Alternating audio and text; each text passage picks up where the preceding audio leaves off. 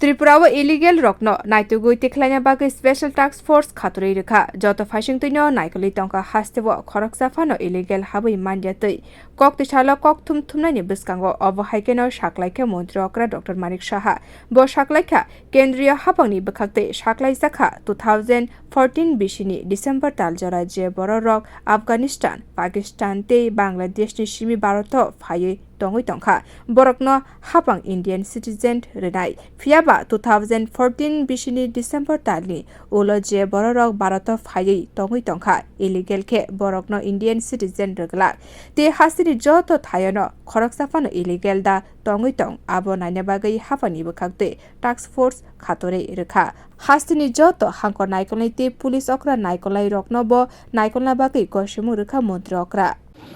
না দেখুন কেন্দ্রীয় সরকার তো একটা ডিসিশন নিয়েছে যে যারা 2014 ডিসেম্বর পর্যন্ত যারা পাকিস্তান বাংলাদেশ আফগানিস্তান এইসব জায়গা থেকে যারা ধর্মীয় সন্ত্রাসের শিকার তারা যদি ভারতবর্ষে আসে এবং তাদেরকে কিন্তু